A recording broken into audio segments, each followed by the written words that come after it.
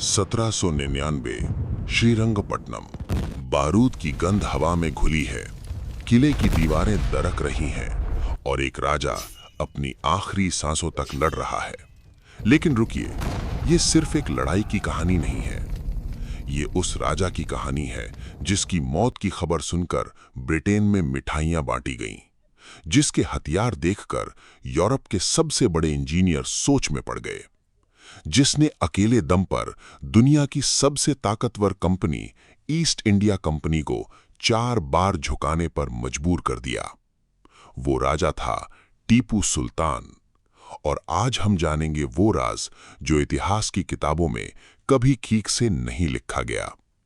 सन 1750 मैसूर।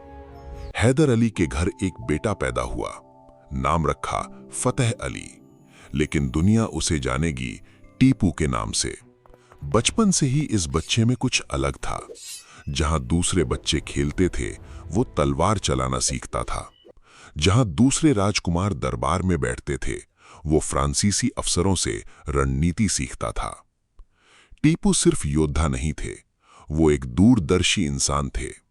उन्होंने मैसूर में रेशम उद्योग शुरू किया, किसानों के लिए नई सिंचाई व्यवस्था बनाई और अपनी फौज को एक ऐसे हथियार से लैस किया जो उस जमाने में पूरी दुनिया के लिए अनजान था। तो वो हथियार क्या था? लोहे की एक नली, बांस का एक डंडा और उसमें भरा हुआ बारूद। मैसूर रॉकेट। जी हां, रॉकेट। 18वीं सदी में, जब यूरोप अभी तोपों पर निर्भर था, टीपू की फौज रॉकेट दाग रही थी। 2 किलोमीटर तक मार करने वाले रॉकेट, एक साथ हजारों की तादाद में। आग, धुआं और तबाही एक साथ। श्रीरंगपट्टनम की तीसरी लड़ाई में जब ये रॉकेट दागे गए तो ब्रिटिश फौज के अनुभवी सिपाही भी भाग खड़े हुए। बाद में एक ब्रिटिश अफसर विलियम कॉनग्रेव ने इन्हीं रॉकेट्स को उठाया, उनका अध्ययन किया और यूरोप वापस जाकर कॉनग्रेव रॉकेट के नाम से पेटेंट करा लिया। टीपू की तकनीक, यूरोप का नाम।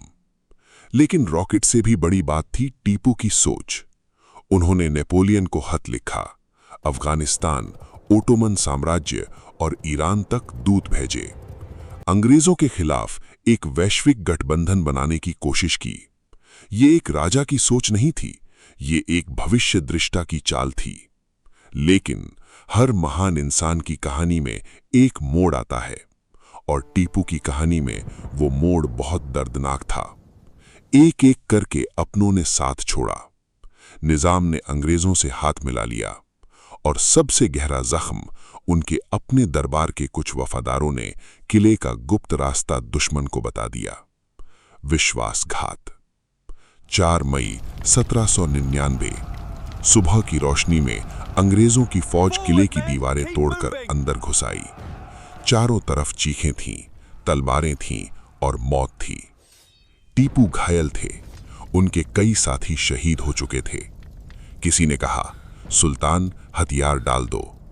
टीपू ने जवाब दिया, शेर की एक दिन की जिंदगी गीदड़ की 1000 साल की जिंदगी से बेहतर है। और वो लड़ते लड़ते गिरे, अपनी जमीन पर, अपने किले ने। जब लॉर्ड मॉर्निंगटन को खबर मिली तो उसने कहा, The subcontinent is secured. एक राजा की मौत एक युग का अंत था। आज टीपू सुल्तान के रॉकेट नासा के संग्रहालय में रखे हैं। भारत का पहला अंतरिक्ष रॉकेट कार्यक्रम उन्हीं से प्रेरित था। डॉक्टर APJ अब्दुल कलाम ने खुद कहा था, टीपू सुल्तान रॉकेट तकनीक के पहले सच्चे अग्रदूत थे, जिसकी सोच आज भी आसमान छू रही है। जरा एक पल सोच के देखो दोस्तों, अगर उस रात किले का दरवाजा नहीं खुला होता, अगर अपनों ने धोखा नहीं दिया होता, तो शायद आज हम किसी और हिंदुस्तान में सांस ले रहे होते। आपको ये कहानी कैसी लगी, कमेंट में जरूर बताइए और ऐसी ही रोमांचक कहानियों के लिए सब्सक्राइब करना मत भूलिए। तब तक के लिए जय हिंद, जय भारत।